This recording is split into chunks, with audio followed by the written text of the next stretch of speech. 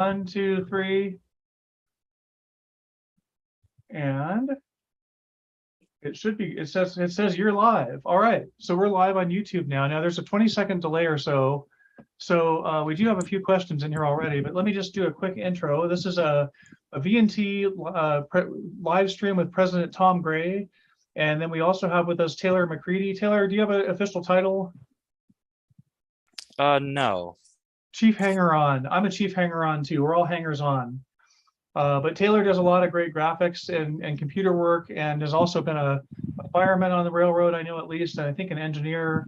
So he has quite a history. And then we have Tom with us. And Tom, what are you showing us there? Let's go ahead and jump right in. You're showing us the builder number. The builder's number on the side of the tender, 150 Cool. years old. 27. Oh yeah. And then when Tom talks, it keeps him full screen. I wonder if I could pin him somehow. Sorry, everybody, but we are dealing with a Zoom here in the background. So spotlight for everyone. What does that do? There we go. Now I think I've got Tom's camera full zoom. And if anybody in the YouTube comments has any comment on the quality of the stream, let me know if there's any problems or we're doing something wrong. So where are you, Tom? You're looking at the Reno tender here. This is cool. Reno tender. We took it off the deck to start working on the tender frame. The idea is to get it rollable in case we get a movie to do or something else. And it's the first step really of the hundreds of steps to put this girl back together. Yeah, well, I think we could safely assume that people that are in on the stream here have seen all the videos that we've done. So can you, is the tender frame there that we could look at, what you're? I'll walk over to that in just a moment. Okay, yeah, go ahead. Sorry, go ahead. These were some of the air tanks and parts we took out of the tender that after the 1995 fire, they just stuffed the stuff inside the tender. So it was really lucky for us. These are the oak beam hangers for the tender. Some of the top bracing, the signal, the cut levers, some of the brake levers. The tank was gone. The cylinder was gone, but a lot of the piping is there. So if nothing else, a lot of good patterns. And then this is from the movie, the last big movie they did with the Reno with Will Smith called the Wild Wild West. Still paint up to 119. They made a stack for it. I'm going to walk over to the tender here. It's right by our new Alco S6. This is using the Fillmore Western, Back to the Future with this and all sorts of fun movies. So we got that going now. We're just putting the rest of it back together. And past our engine house, this is our SW1200. Had that running for a few years. We got this out of Portland. It's a Northern Pacific locomotive originally. It's a great machine. I remember having to haul that up the hill when you first got it. Yeah, you did. You and Darnell. Yeah, that's great. Oh, we could put antifreeze in it, so it's really nice for doing for the Polar Express trains coming up. And here's we made a little home to start working on the Reno tender again. And we've already done a lot of work to it, but this is the state of it right now. It's by the 1926 Edwards rail bus. Wow, look at that. So you can actually see the wood that's gone into it and all the welding and everything. Wow. And this is the Genoa's builder's number. So Genoa has the Reno's front trucks, and the Reno has the Genoa's front tender trucks. So when you want me to talk more about it? Yeah, we'll talk. Show us all the work you've been doing there. Yeah, absolutely. Okay, so when we took it apart, we found these steel 8-inch I-beams that they use for their side, the truck bolsters and body bolsters. So we welded on some more 8-inch beam that I had left over from our tunnel number 4, the Yellow Jacket tunnel. So we squared it all up. And then it's missing 2 of these. The rains rusted them pretty good. Missing 2 of these big side pockets that hold the side seals on. So I took them up to Portland, Oregon, to Martin Pattern Works, and Gary Martin built us 2 new wood patterns for that. And then we took them to Lodi Iron Works, and they gated them, finished the pattern work, and then they poured two new pieces for us. So that was the first step. We got these made in May. And then that was the first step to get these side sails on, because this is all burnt on the fire. We found some of the original burnt embers or from the fire. So we knew that we were digging into some of the original stuff. And then this is the steel frame that the railroads added on, the V&T added on later, but it's all bent and warped. So we straightened it out. We actually took a torch and not so much this one, but these, and we heated them up and got them true again so that they're square both directions. And then we're able to mount the side pieces for so the right in here is the front sill goes in here. We have that lumber sitting up there. It's all covered up because it's all select.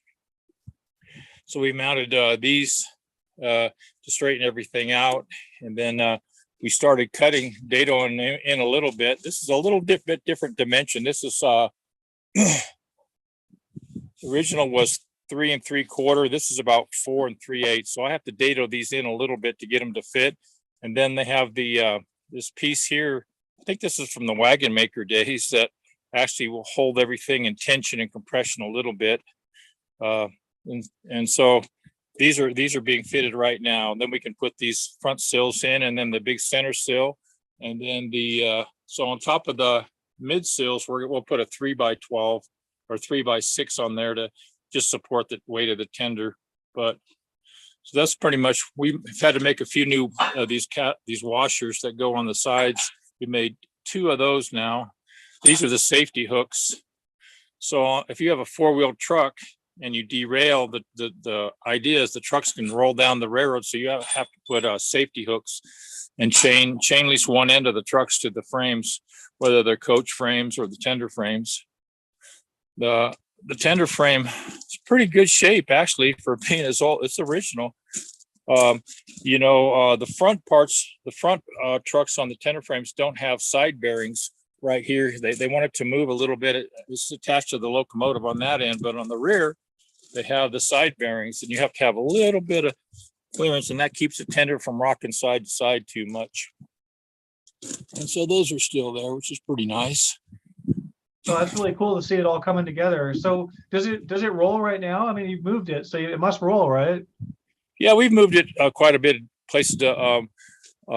So we took the metal frame off, and we wire wheeled the center pocket and graphited it so it can rotate easy. And then we've lined everything up good. So on most of the bolts, we had to heat up the nuts red hot, but we can reuse some of the original bolts. That would be nice. That hold everything together. These are in the original drawings, these washers. So these big square bolts hold it together. And then, look at that. What's that about there? Can you show that up real close? That square washer with that square bolt. Well, look at that. Yeah. Is that washer? Okay. These 150 years ago. They're still going to use them. So that's pretty nice. Huh.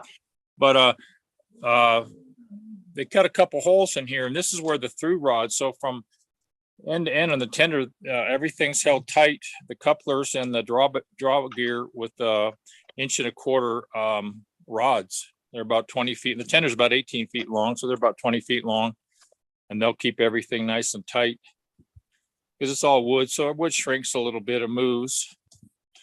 And then the other thing that we have to do is be a little tricky, but there's also these traverse rods that go through here at an angle, and they come up, see here, they go through here up at an angle, and they go up over the frame to each end. So they hold the side sills together tight, and there's 4 of those. And we made another washer, so we have all the original washers now. And they're these guys are on a little bit of an angle, so they're kind of neat. Oh wow, look at that. You can see it. Yeah. Now that you show it that way. These are the real deal. So, and they go right on here when we're ready to go. They'll probably go like that. So I'm kind of ignorant of machine work, but you have a lathe for that, or what machine do you use? Yeah, we used a lathe, and then we cut them off at an angle. That was the easiest way. These were cast this way, these originally, but oh wow. So we got those ready to go. This is 3/8 thick. It's pretty straight now as we bolted it all up. There was some hex bolts on here. I don't quite know which ones go where yet, but other than that, so sitting here ready to. So once this is together, then we can put a deck on there, and then at least put the tank on there in case there's a movie to do with it, and it can at least be rollable. And then with the tank off, we can kind of work on some of the brake rigging and brake linkage without everything being in the way. It's nice having the Genoa at the Nevada State Railroad Museum, because it's a great resource to look at, missing components and how components are put together. So that's a wonderful resource. Yeah, let me get to a couple. Do you mind if I get to a couple questions, or? Yeah. Okay. Better. So this one, I know you get asked these questions a lot. So, but it's a pretty good concern. Like, people want to know about the oil burning status. I mean, it's going to be an oil burner 100%, right? There's no consideration of coal or anything like that, right? Well, no, the tender, they're built with the open bin for wood, coal, solid fuels, or for oil. So we'll build it as an oil burner. Okay, right. Okay, just wanted That's to make practical. sure. That's kind of the era we want to represent. So then the later era.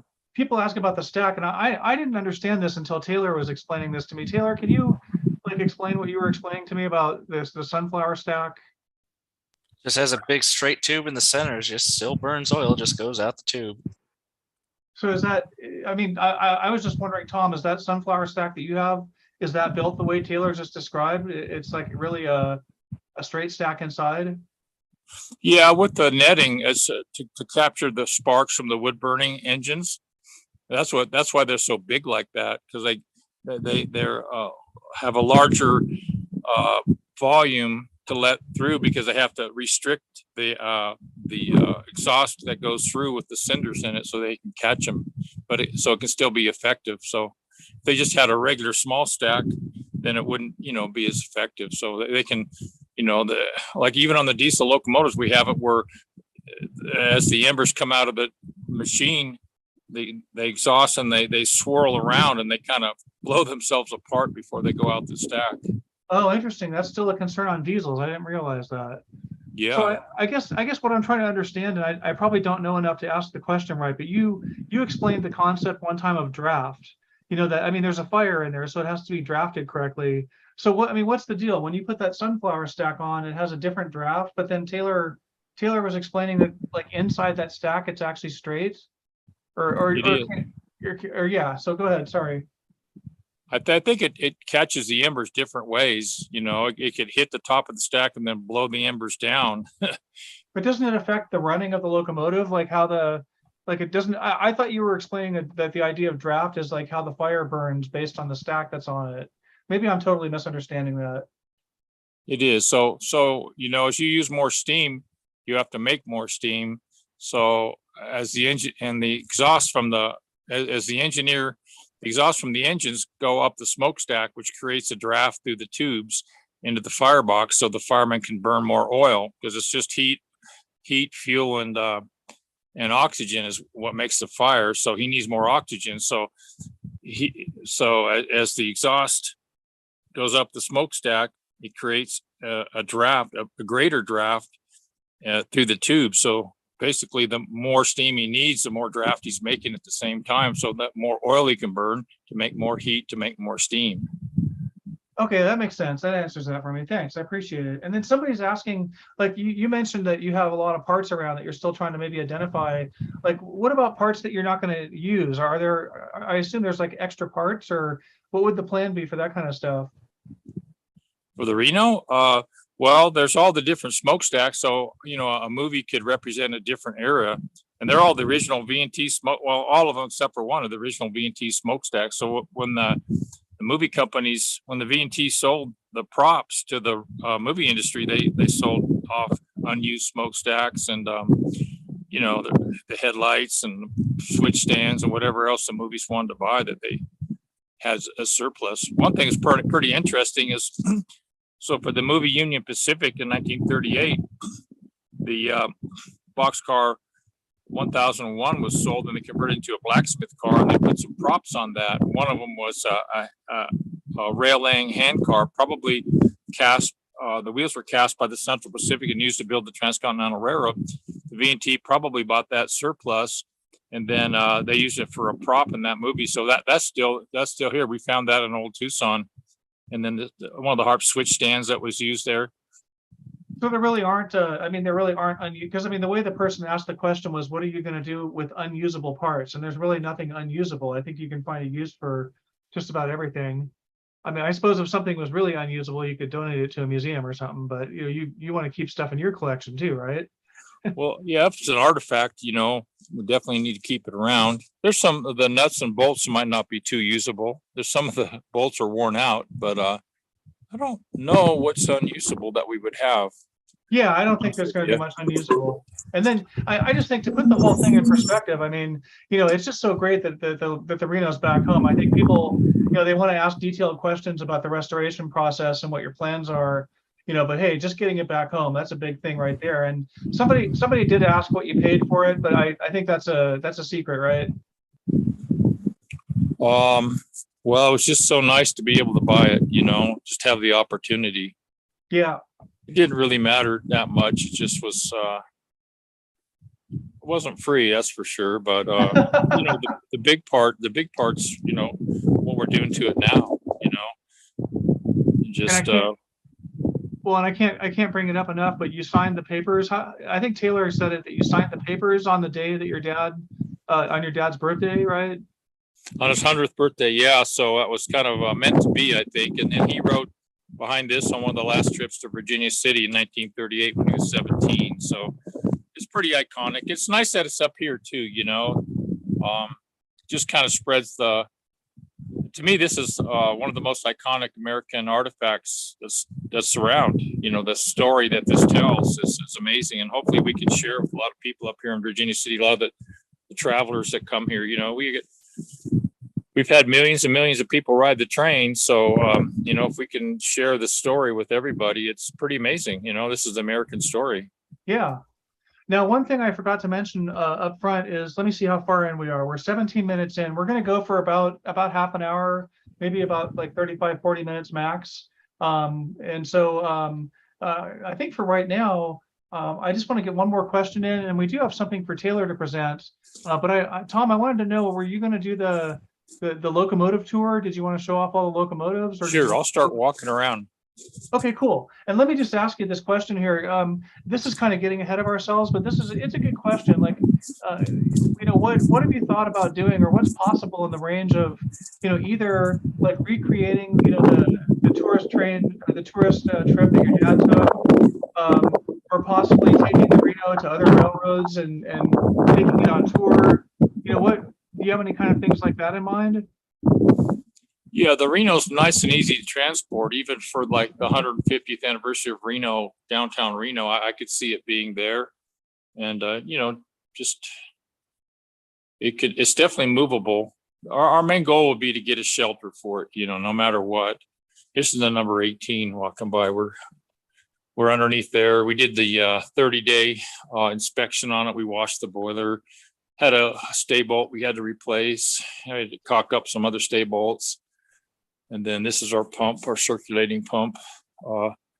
So when we heat the boiler up from cold, we like to circulate the cold water in the bottom up to the top, and it really helps it because this boiler will stretch out almost an inch between cold and hot. So it just helps it heat up nice and uniformly, and it really makes it easier on these bolts. There's thousands of these bolts in the boiler, so they break. There's a little hole right in the middle of them. Telltale hole. So if these hold the two sheets together, if this bolt breaks, the steam will leak out of here, and we know to replace it. Oh, wow. That's those are definitely living creatures. I never understood that the boiler, I understand metal expansion, but I didn't understand the boiler literally, like those bolts are moving around in there. That's amazing. I don't know if you can see it, but this monster boiler is held up by this 3/8 or 5/16 plate, 3/8 plate. Turn your flashlight on. We can't see it. Oh, flashlight. Is there, like, if you drag down from the top and it's not that important. We just couldn't see it in the dark there. Okay, I'll get something going on. No, don't worry about it. Keep going. Sorry. Okay. Oh, here we go. So the boiler's supported by these tall plates. There we go. So they can bend back and forth. They're strong up and down, but they allow the boiler to move. on the frame. So and then of course, the front of the smoke box, the boiler's attached to the front of the smoke box, that's held on by the saddle here. So that has a lot of weight. And we've been underneath here working on it, doing the grease packs. And then the 29's over here. We'll run the 29 this weekend, so it's ready to go. Oh, We'll nice. start heating this up tomorrow. Where's Ed? Have you got Ed in detention right now, or did you let We him have go his home? throne in there. I want to show one more thing too. I'll go outside and show the number 100. We started taking it apart. We took the piping off and the jacketing on the back yet. Our goal with the 100 is to squeeze it, and then we determine the thickness of the boiler sheets, but we make 6-inch grids all over the entire boiler, so we can just kind of get a heads up to see where we're at with it. I think it's a really great machine. So we've taken all the jacketing off the back head. You can see the flexible stables. So a newer design is to keep the stable from breaking so often. They make them flexible so they can rotate a little bit and a little bit of give. So I'll just show this part of it here. Yeah, we're getting pretty lucky on the wind right now. It's not a problem. Good. Okay. Yeah. Good. Just doing this today. Took the branch pipes off. Oh, wow. And then we'll take the jacketing off pretty quick and clean it, and that'll help keep it dry too, till we're actually ready to put in service. Everybody wants to know, what are you going to do with the lettering on it? Well, it'll be Virginia and Truckee, of course. And we're thinking about numbering it to 30. It's a really good little engine for this railroad, 72 ton. It's got small drivers and front and rear guide wheels. The rear guide wheels is really important for us. And it's got the extra dome, so front and back sanders. And it sits next to the 1251. We did a lot of work to this for a while, but this doesn't have any guide wheels on it, so it makes it a little bit of a challenge, but they're sitting right together now. So it's really just good. What is the 1251? It's just a 060? It's an 060 Southern Pacific switch engine. I believe a lot of the boiler was built in Sparks shops. Oh, wow. It's a really good machine, I'll tell you that. It's heavy duty. But for our railroad, I think this is better with the rear guide wheels. This is built in 1925, I think. So pretty good safety standards. We have to, when we do the 1472 day, we have to make sure that the boiler can hold 4 times more pressure than we're going to operate it at. And then this has something pretty interesting in it. It has a plate. So here's our steam plate. Oh, wow. For our steam test. Allowed pressure is 200 pounds. Safety valve set to 185, which is pretty common. That's what we do with the 29. We make it for 200 pounds on the Form 4, but we run it. We don't need that extra pressure. And then this is pretty interesting. When ascending 6% grade, water level must not register below the second gauge cock, which we've taken out right now. We just took the sheeting off this weekend, but so it's pretty neat. Now, what's your steepest grade? Oh, not quite 4. Okay. Still, that thing's used to going up hills. 3.5 is pretty good, but we're doing that in a 19-degree curve, so it's a challenge. So do you want to move, go up to the store? What are you going to do here? Because I want to get Taylor in at some point while you're moving up to the depot. Oh, you may go to the depot? Well, do you have more stuff you want to show here? I don't know what I'm telling people that we're like hard limit of 40 minutes, but it's up to you. Well, you tell me what to do. Well, let's go for 3 hours. No, just kidding. Why don't you run up to the depot? Oh, show the Ardell May real quick. Yeah, let's look at this. Okay, this is the end of the Ardell May. So I'll go up to the depot, and then you can interview Taylor because he's got a lot of insight. Yeah, he's got a lot of great computer stuff to show off. And if people want to know about the Ardell May, it's just like it sounds. Ardell with there it is, Ardell May, MAE. If you Google that with Virginia Truckee, there's a page about it with a lot of photos. It's a really amazing coach. Taylor, did you want to pop in here? Let me see if I can unpin. I think I have to unpin Tom somehow here. Let's see here. How do I do that? Sorry, people. I told you we're still getting used to Zoom here. Okay, remove spotlight. And then Taylor, do you want to try to share your screen?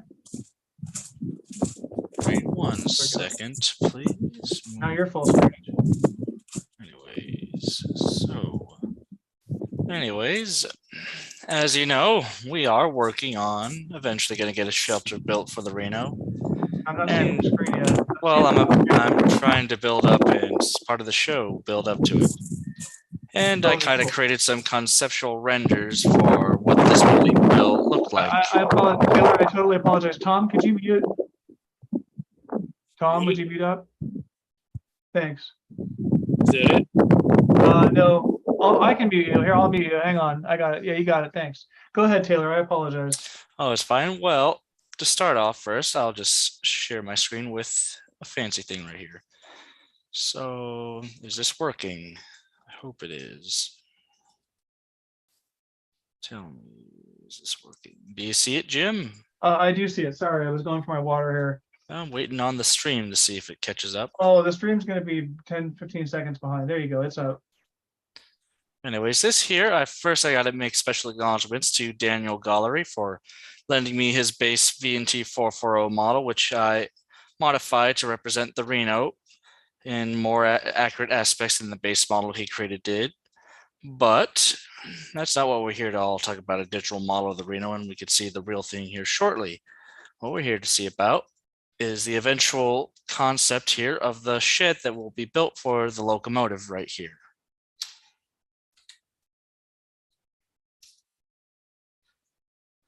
So the idea is we will have this up around near the depot areas.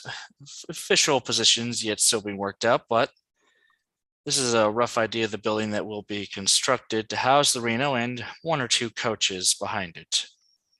Cars or coaches, one of the two.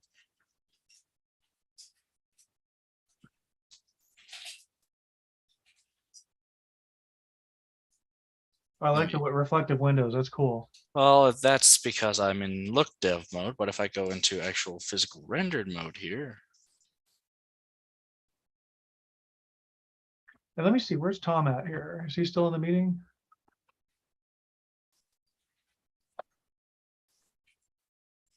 It's funny, when you go full screen, Zoom, I lose everything else. Oh yeah, that's essentially what we're going for right here, roughly. Again, some more minor details in other, this is just mainly a concept of the shed that will be built to house the Reno. It looks like it's snowing. That's cool. Well, that's mainly because my graphics card is chugging. I know, because it's rendering. It looks cool. So you have some renderings of the full locomotive, right? Yes, like it's actually right here. Okay, and Tom's still with us. Good. Tom, let us know when you get up to the depot.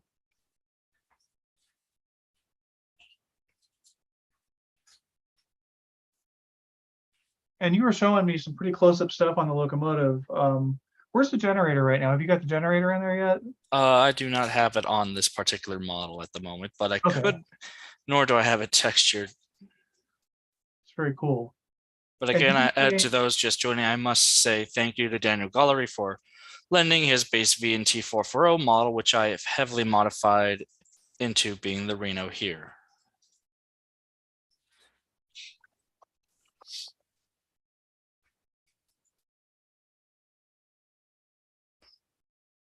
And then let's see, I see Tom still in the meeting. So like I said, Tom, just pipe up when you're at the depot.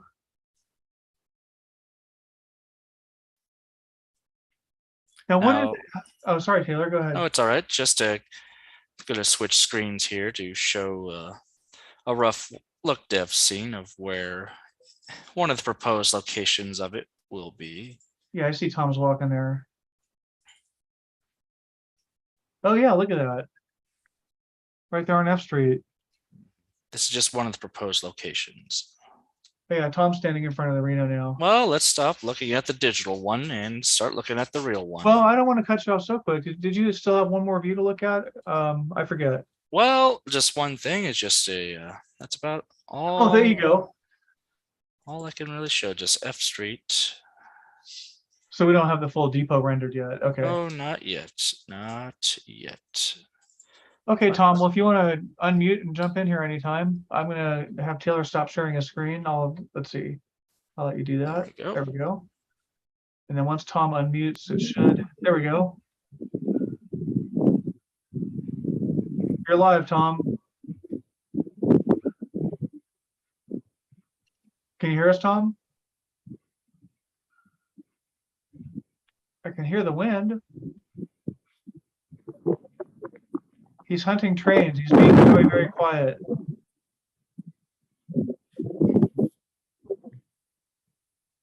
Tom?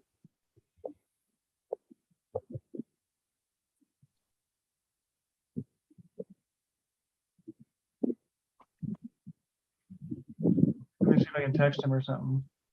Can you hear us, Tom? Okay, what do you think, Taylor? Does it sound like his audio is a little clamped down or something? It might sound like that. It sounds like it's a little compressed or something, but Tom, worst case, if you can hear me, leave the meeting and come back in. That usually makes things worse.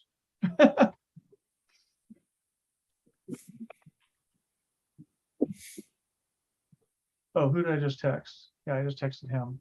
I think he's talking to us and telling us stuff. Here's my text we just heard.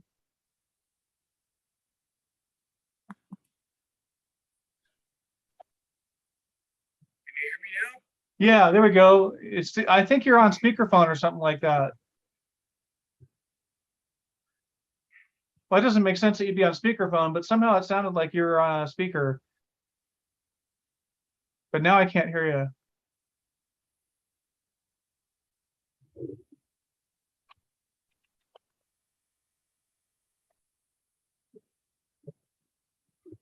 Oh, here, you know what I'm going to do while we get this sorted out? We actually have a guy just came in here. You know, I forget how he wants to be identified, but oh, there we are, Tom. Are you there? The wind. I just so people know, we're going to do this at the end of the stream. Reno used to run right here. Lightning Express. So he's what do you think, Taylor? He's like on speakerphone somehow. I'm not sure. Tom, can you hear me at all?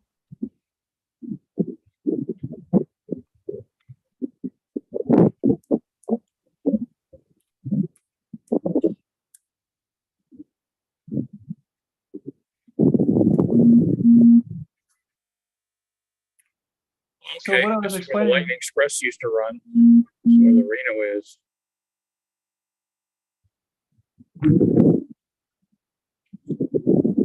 Sorry, people, I'm texting Tom right now. We're not trying to do bad radio here.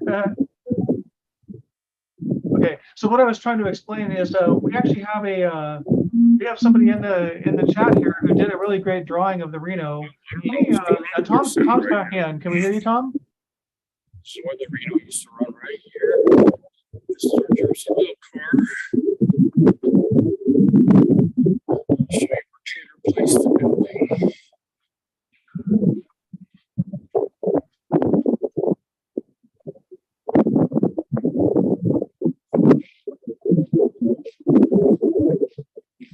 I'm gonna have to probably cut him off here at some point because it's just not working.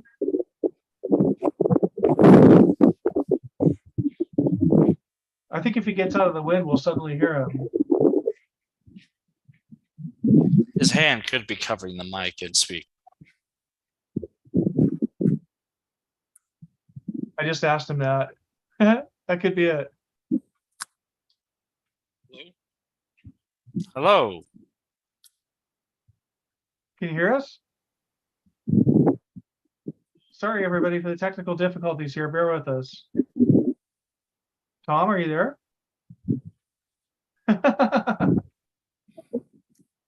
Well, it's our first stream, so it can't go perfectly.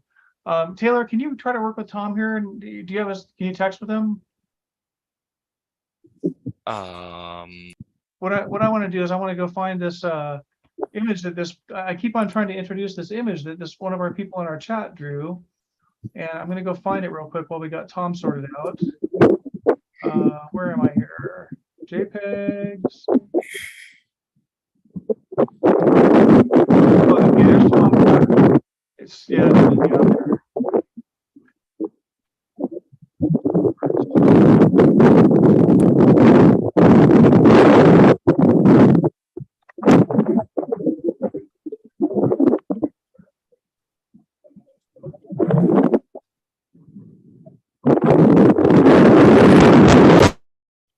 I have to mute him. I'm sorry, but this is not going too well. So let me just show you guys something that I have to show off here. We'll get Tom sorted out, and I'm going to share my screen. And you should be seeing, let me bring up the YouTube stream and see if we're seeing the right thing here. You should be seeing this drawing. Let me make it a little bigger. And this seeing the right thing here. You should be seeing this drawing. Let me make it a little bigger. And this guy from Australia did this. It's a really neat drawing of the Reno. And he's got it, yeah, he's got it built in 1872. Boiler pressure on it was 130. That's adorable. Isn't it? That's great. And see if you could work with Tom and get him like back on track here. It looks like he's trying to share. Let me stop sharing and let me unmute him and see if we can hear him.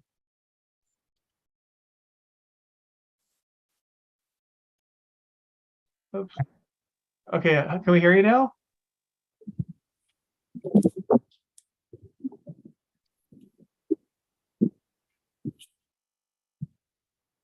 He's got to have his hand on the mic or something like that. This is really a great stream. I'm sorry, folks, but I think this is still pretty interesting. Let me put Tom back on screen here.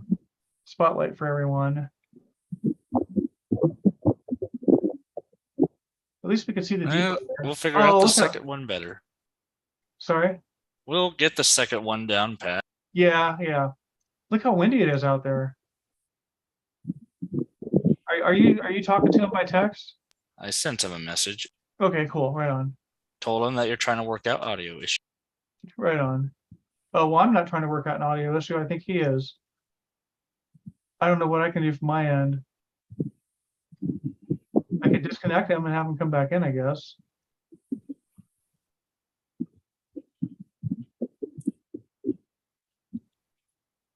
Oops. No, I hit the wrong button there.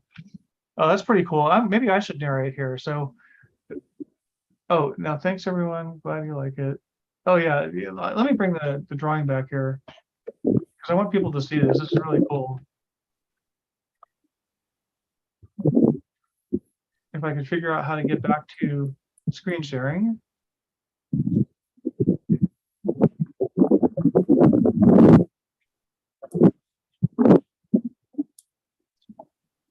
I'm just going to leave that up. Let me, I'm going to mute up for a minute here and just try to figure this out with Tom. So bear with us, people. And Taylor, do you have other stuff you want to show off, Taylor? Well, I think I showed about all, just unless people want to see more close-ups of the digital model, but I'd rather be seeing Tom showing off the real thing right here. Yeah, I'm gonna call him real quick here. So, which I could probably narrate and pretend what he's thinking.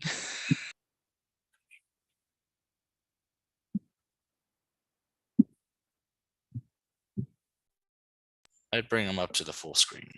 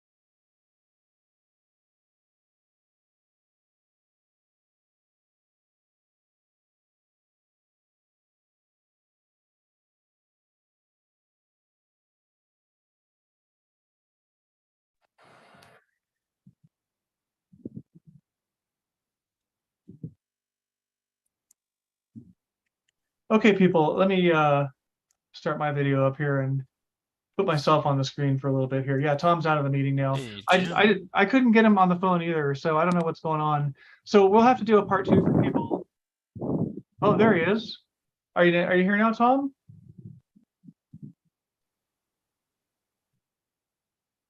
Well, again, for people on the stream, it's our first stream, so we apologize. Bring it to my screen real quick, Jim. This might help. Yeah. Well, you got to share. Oh, I think I am seeing your screen. Yeah. Oh, very cool. Look at that. Oh, that's cool. That's what I was wondering about from earlier.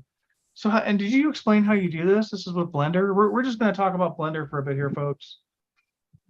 Yes, it was all done in Blender. All this rigging here was done by Daniel Gallery. Again, this I used as base model and just modified it to represent the Reno, combining meshes from my own Reno model to make this digital version as we wait for Tom and you to figure out the technical difficulties here.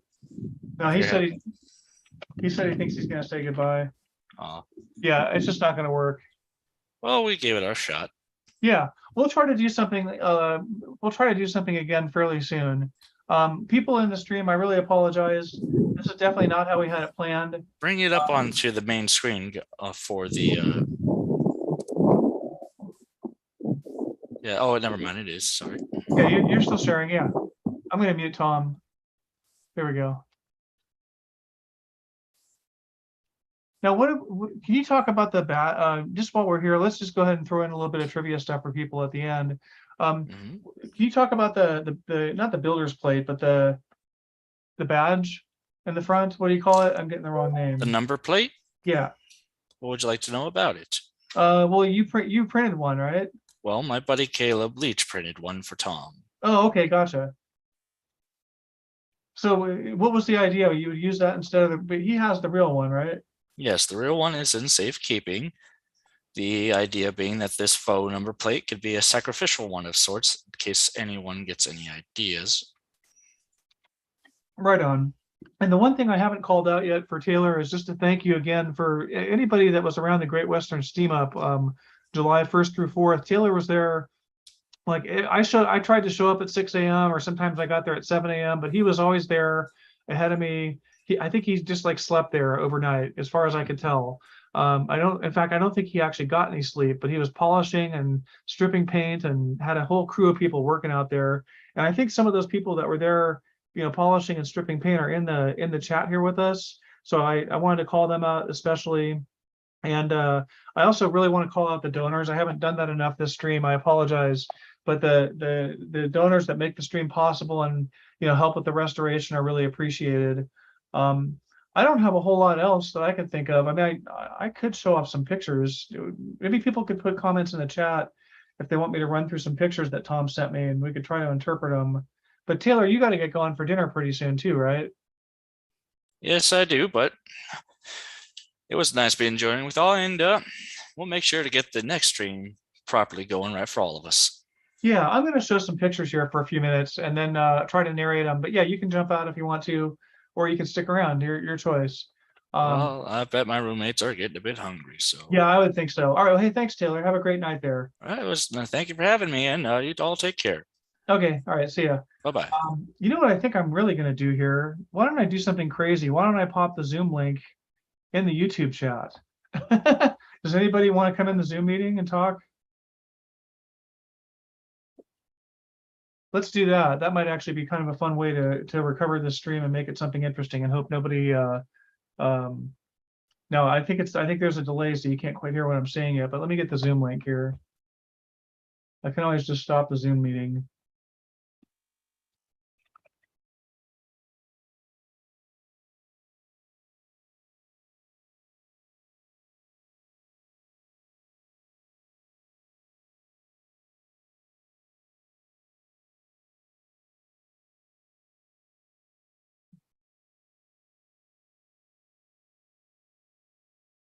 How do I get the Zoom link? Let's see here. Sorry, folks. I'm just sitting here staring at my computer, not being very interesting. Let me find the link and I'll pop it in here. It is sent. Here we go. No, that's the YouTube stream. Here we go. Copy. All right, I'm gonna give you guys like a minute or two to pop in here. And otherwise I'm gonna end it. So I'm gonna go off camera for about 15 seconds here.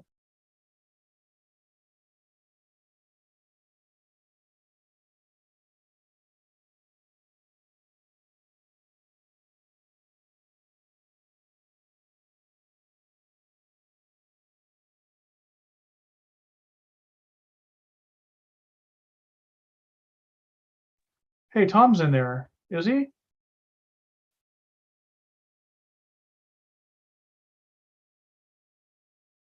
Hey, Tom, are you there? I just can't hear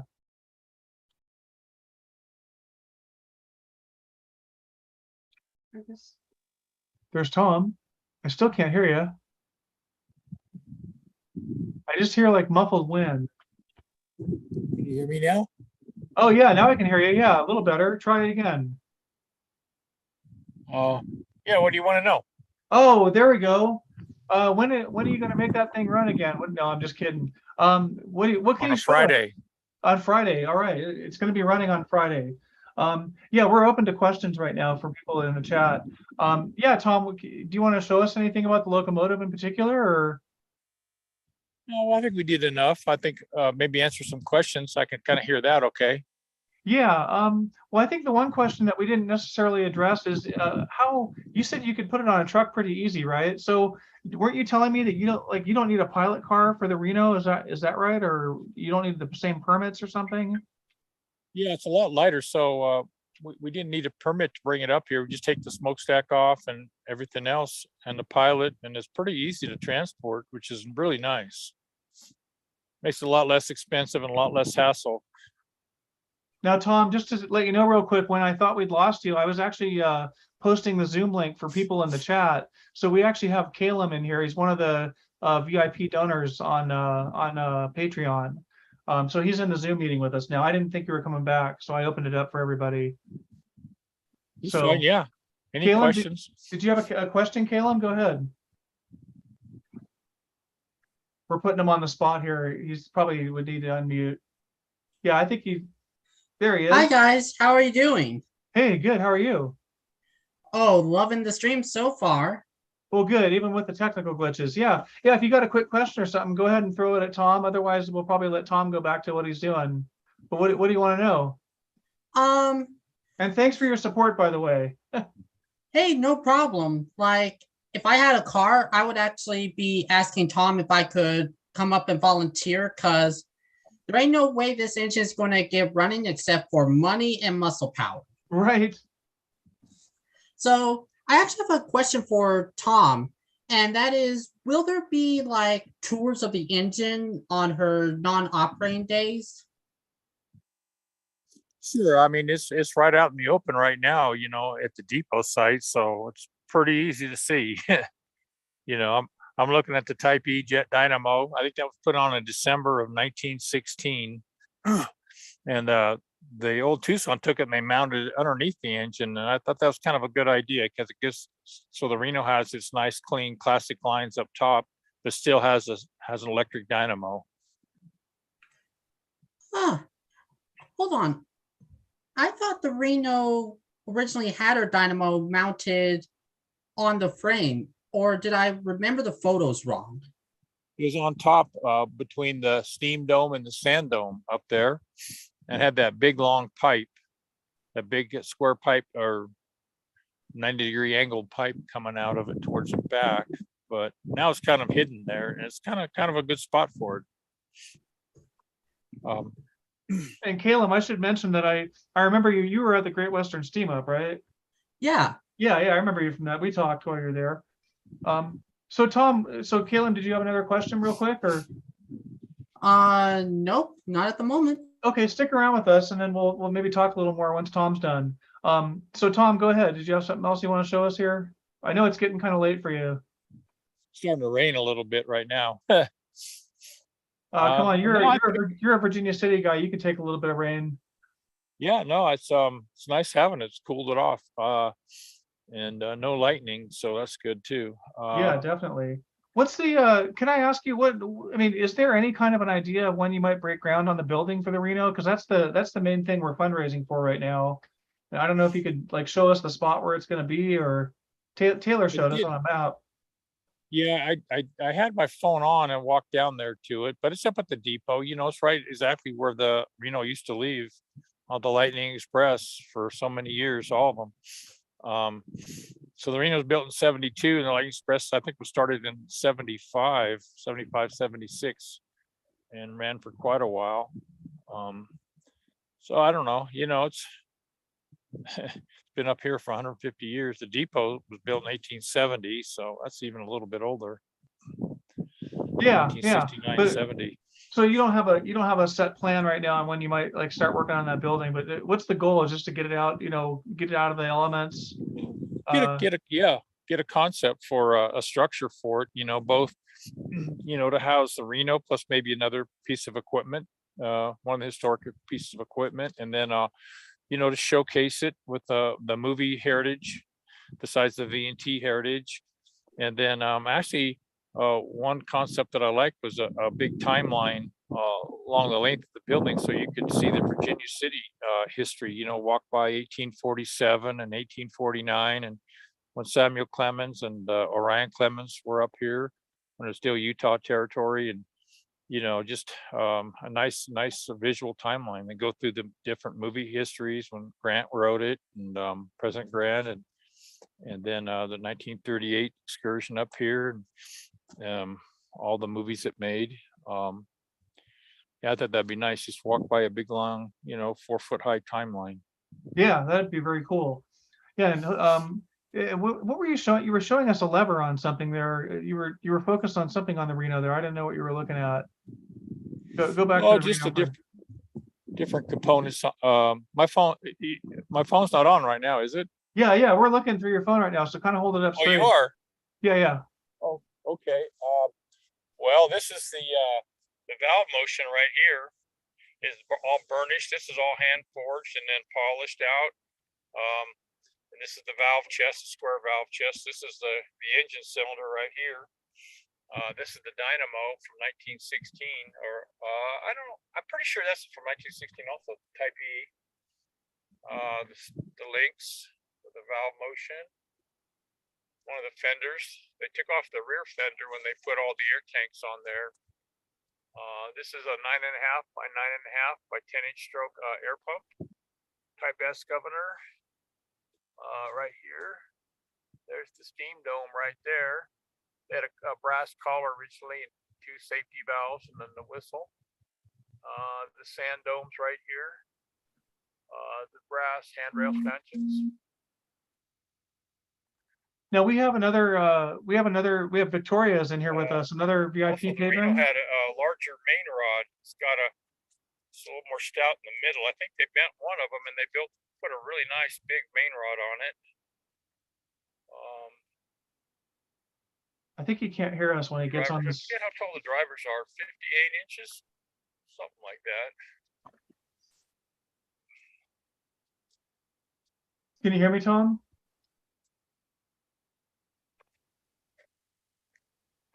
I can't hear, so. Yeah. No, let's you call it. And then we got Victoria in here. I mean, did you have a question, Victoria? I don't think Tom can hear us.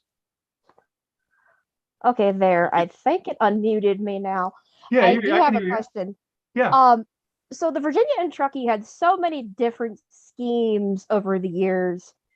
Is the one that the render for Reno is that going to be the one we're going to do, or I'm just curious about that? Well, I think and Tom, can you hear that? Yeah, I didn't quite catch the whole question. She was asking about the render. Is Taylor's render like approximately the what you're going to have the Reno look like, or what's the plan? Yeah, originally we Taylor developed the rendering on, what the heck are we going to do with it when we get it, and so we kind of figured out the most important thing we can do is make a house. It's got to be inside and protected, from fire, vandalism, the weather, and then it'll give us a place to work on it, but also a place to display it too, and then as we kind of were thinking, it's work in progress or design in progress, we thought, well, the movie heritage is really almost as important as the railroad, the V&T railroad heritage with it. And so, we should display that, and then we should, the different props that they used in the movies with the smokestacks or the headlights. And then we thought, well, it's up here in Virginia City, this National Historic Landmark. We should also showcase, the Reno's role in that, in relation to the American West history. So that's kind of how we got it. It's So I guess the I'm question sure comes it'll- down to how do you combine all that into deciding what it's going to look like? I mean, it could look differently for different movies and things, right? Oh, the Reno itself, or Yeah, the like yeah, we just picked a little different time period, but since my dad wrote it in 1938, and that's not really represented with the V&T engines, the all burning phase. So we thought that, and everybody kind of likes those later pictures. It's almost unanimous that that's basically the time period that people want it. So, why not, at least make one of the V&T engines like that. And it's easy to change them around a little bit, but the one thing that it's a real artifact too. So that boiler jacket, even though it's bent up a little bit, is a lot of it's the original 1872 Russia iron that they put on there. So, yeah, that's just for people that are on the VIP package there on Patreon. You've seen that interview with Kyle Wyatt about Russia Iron. That's pretty amazing. So that's still yet you guys still don't really know yet if it has Russia Iron. You still have to find that out, no, right? it is. Oh, it Oh, is. it is. It is definitely. Oh, very cool. Some of the banding is, and then a lot of the sheets. You can tell by the size of the rivets and the structure. And then the underneath side doesn't look like that's still the original, but the top part does. A lot of that, and they actually scraped the paint off, and Chris DeWitt, who's an expert on it, saw it, and then Stephen Drew and Kyle. So yeah, it's pretty much confirmed on that part. So Oh, cool. I didn't it's know a that. real artifact. Yeah, it's Now, just nice how that you- it's How are you doing? Oh, sorry, I didn't mean to interrupt you. Go ahead. it's just nice that the real deal's still there. Yeah. Now, how you feeling on time here? You want to take some more questions, or you want to get going, or what? Questions are fine if it works for you guys. Well, we got 3 people in Zoom here. Let me look at the chat from YouTube. Okay, so the initial plan is for the 11 to be cosmetically restored. So somebody's asking, I mean, I think you would cosmetically restore it first before you would think about getting it operating, or do you do operational stuff at the same time? Replacing the missing parts would be, one thing. Raising money for it is a big thing. When we do take the jacketing off, we can UT the boiler and see where it's at. What's UT ultrasound? Ultrasound, and just to document where it's at right now. I'm sure it would need a new boiler to really operate rigorously, but we really haven't gone that far yet. Okay, cool. One Now, of the main oh, go ahead. One of the main goals is to use this in some movies coming up. We hope some Western themed movies, and that would definitely generate some revenue for it. The cab's good enough to use right now, but it's not it's not like one of the original cabs, the taller cab, the Pilot, they work right now, but they're not, they were rebuilt after the fire in 1995. Yeah, that cab's going to be a lot of work. Did we We have any replaced- questions from the people? Oh, sorry, Tom. Did we No, have go ahead. from Caleb or Victoria? Did we have any questions? Otherwise, I'm going to go to maybe some YouTube questions. So I do have one question out of pure curiosity. Did the original 1872 whistles somehow survive and make its way back home? Can you hear that, Tom? Good question. Chris Rizzoli from Rizzoli Locomotive Works actually made some castings, and he cast up a new bowl for one. He got the plans from the Baldwin plans, and he made it identical. He hasn't quite finished it, but he's actually probably working on it this week. And so he'll bring it up this year, and we'll put it on probably the 29 and operate it about 130 pounds and record that. So that's what it would have sounded like when it was up here.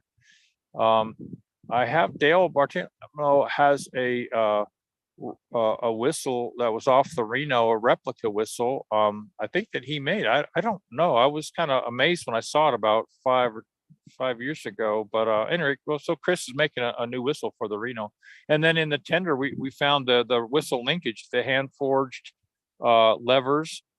So that was kind of exciting. Yeah, I'm sorry, Tom, I was looking at the chat, but I think I missed the main answer to the question. Like, is there any knowledge of what happened to the original whistles? No. Okay. Yeah, I mean, yeah, a lot of that stuff, I mean, the Reno was a working locomotive for what, 1872 until 1930. When did it leave the V&T? 1938? They sold it after the war, I think in 46. Oh, okay, cool. So yeah, I mean, there, obviously as a working locomotive for all that time, it probably went through several whistles. I mean, well, I don't know. I have a stupid question. Do whistles wear out? Yeah, they do. The Oh, Langler they do. plates wear out and they get cracked. Yeah.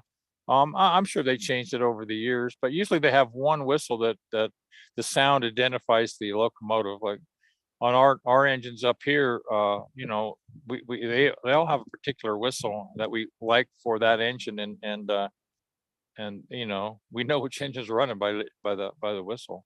And I don't think you saw it, but I was actually showing off a drawing that one of your fans did of the Reno, so I'll have to send that to you. But that fan is asking about a chime whistle. I don't understand the question. Is a chime whistle a different whistle than a normal whistle? Or Well, like it's a single five chime whistle. chime, is that special or something? Yeah, when we got the Reno, it had a Baldwin 5 chime on there, like the same one on that's on the 29. Ah, okay. And yeah, that's a good question. What happened to the whistle that it was sold with? It's probably on eBay somewhere for a little bit of money. But Chris is making the original whistle that it came with in 1872. Well, that's very cool. Exact replica. Yeah, so that's pretty neat. So Wake up some ghosts with it. What's that? Sorry, Caleb? Wake up some ghosts with that. Yeah, get some ghosts going. Yeah, exactly. That's funny. Well, Tom, did you have anything else? Let me look and see if there's any last minute questions here. And if Victoria wanted to jump in with anything, feel free. Otherwise, we're probably going to wrap it up here. Oh no, I'm just really excited about hearing that Rizzoli Locomotive Works is going to make a replica whistle, since getting to hear Inyo at the Great Western Steam Up, she just has such a haunting voice, and knowing I think Inyo has what I think it's maybe her original V&T or at least a replica whistle. I'm just super excited that Reno's going to have her own voice back too. Yeah, me too. Yep. We'll record it too. So what are you doing now, Tom? You going to go to the Mexican restaurant and get some dinner? No, I'm underneath the maple tree at the depot. Keep it dry. It is starting to rain a little bit, but it's nice. Oh yeah. I just look at the Reno. Can't believe it's here. It's been here for just about a year now. It's already been to the Carson City Railroad Museum, and Taylor sent some pictures when it was in Lucerne, Switzerland in the 90s. They shipped it across the Atlantic. Yeah, that's amazing that it made it all the way over to Europe and back. Get out of here. Yeah. Yeah.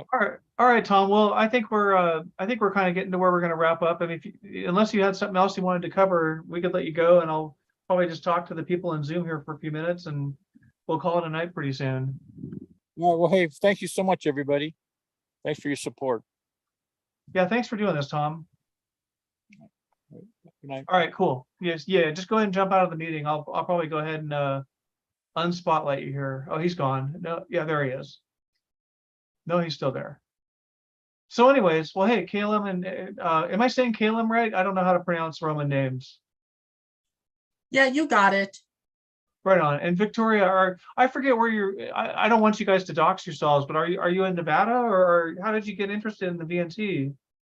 So I'm actually from Ohio. I went out to the Great Western Steam Up to meet a bunch of my friends. One of my best friends lives in California, and he's a diehard fan of the V&T, and he got me into it as well. You're not from Texas now, are you, or something like that? Is that from the South somewhere? No, I just sound like I'm a little bit Southern since my grandmother was from Tennessee, but I live in Ohio. You just sound like somebody I met at the Steam Up from Texas, and I thought maybe it was you. Okay. No, go ahead. I'm sure we met.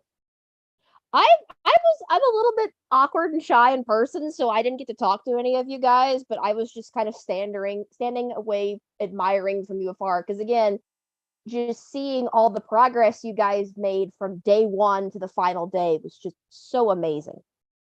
Oh, the way those volunteers came together, I was really happy to see that. I'm kind of a bum. I have like neck and back problems, so I didn't really jump in and help the way I should have. But those guys, especially Taylor, he was he was literally there at like 6 o'clock every morning, and you could tell he didn't sleep very much the night before, and he was out there, stripping paint and running that crew. And I think there was about 8 guys total that were helping out. It was really amazing. Who said humans were the only ones that get screwed over by Hollywood? Right? Yeah, no kidding, huh? So yeah, this locomotive is pretty amazing. It's we're trying to bring more attention to it. Tom got it back last year, but things kind of came together a little more this year with the See the Reno site. And I don't know if you're familiar with Virginia City. There's something called the suicide table, where it's like at the Delta Casino, right? So everybody knows about the suicide table, and you're supposed to go see the suicide table, right? And it's not much to look at, but I'd like See the Reno to be the thing to do in Virginia City. Even if they're not going to ride the train, at least they go look at it and recognize the movie history that's there. It's an amazing locomotive, and I'm not that much of an expert on steam locomotives, but I can tell it's in pretty good shape, actually. I mean, what's the history on it? Maybe you two probably know better than me. It actually got rolled over at one point, didn't it? Yeah, so that was a big oopsie that happened during the filming of Cecil DeMille's Union Pacific. And so that scene where the Native Americans topple the water tower and the locomotive runs right into it and hits the ground hard? Well, how it was supposed to go was the locomotive was supposed to stop short of the water tower, and a model would be used to knock over the engine. Oh no. Yeah, well, unfortunately, the people who were doing the movement either mistimed their brake or misjudged their speed, and what wound up happening is she hit that water tower and hit the ground hard. Wow. And poor so Reno. so Cecil DeMille had to pay the V&T something like $1,000, and Oh, no. which was a lot of money back during the Great Depression. And the V&T spent that money in the SP Spark shops to kind of dust off the dust here, bang out the dents there, make her look presentable-ish. So when was this again? This was at Union Pacific, was a 1938 movie? I forget. 1938, 1939, I believe it was filmed in 1937, I believe. 1939, it says on YouTube here, or IMDb, not YouTube. Interesting. So because Tom mentioned that they actually sold the locomotive after the war, but I think it was leased out for movies as early as 1938 or 1940 or something. I am aware that she starred in at least 2 films while she was still under V&T ownership, being rented out, and then she was finally like sold off either just before World War II started or just like a couple of months after Pearl Harbor. Oh wow. Yeah, that's one of those sad things about them pulling up the tracks to Virginia City. Now I was looking at the chat here. Maybe you just said this. I apologize, but when they ripped up those tracks, they sold them to Japan, just in time to have them come back at us as bullets in World War II or something. One of life's little ironies. Yeah, they just didn't know. And I think I remember, because for people that really dig into V&T history, now there's people like Stephen Drew, who's amazing. He was the curator at the California State Railroad Museum for a long time. But I've done my own research. Years ago, I did a DVD about the Inyo. It's actually if you go to youtube.com/living steam, you can see some excerpts from it. So that I have that about the 22. But what was my point? Oh, what happened there? No, Victoria, were you going to say something? No, I'm just like listening. I'd actually never heard that about Reno rolling over, so that's news to me. I've only like I said, a friend introduced me to the V&T, and it's just so nice having Reno finally get the love and attention she's deserved. Because you hear about, let's see, Genoa was at CSRM, JW Bowker was at CSRM, obviously Empire's there. You've got Tahoe over here with me in the East in Pennsylvania. Enyo is obviously loved, but for the longest time, Reno seemed like she was the one that just needed some good old TLC, and it's just so nice that she's going to get that now. Yeah, definitely. And I remember my point now. I was having a senior moment for a second there. So I learned a lot of V&T history by reading the last guy that ran the V&T was named Gordon Sampson. I think he came in around 1938 or 1940, and he was there until the end when they shut the V&T down in 1950. And so he's considered to be an evil person by many V&T fans, right? Because he shut the V&T down. Well, he got hired to do that. So, if you want to blame anybody, blame the Mills family. But it wasn't a productive railroad at that point. So, long story short, Gordon Sampson in the 1960s did an oral history, and this is on record at University of Nevada, Reno. You can actually, I don't know if you can get it online to listen to it, or I'm sorry, there's not a tape of it. They actually transcribed it. This is what I was told by the library, is they transcribed it back in the 60s, and then because tapes were valuable, they reused the tape for another interview. But there's this written, so that's just, we look at history differently now than we did 50 years ago. But yeah, there's this very interesting oral history by Gordon Sampson all about the shutting down of the V&T. And I have to go back through that again, because he must talk about the Reno in there. No, so Victoria, you're on Eastern time, so you're up pretty late here. Wow. Oh, I don't mind at all, because again, like I said, I'd always known about Reno from my friend, but just getting to meet her at the steam up, I have a new favorite 440 American type, and it's definitely her. That's great. All right, well, I'm about ready to wrap it up here, unless you had any last minute things you wanted to say to the YouTube audience here. I think we'll call it. And did you want to, do you have any last words?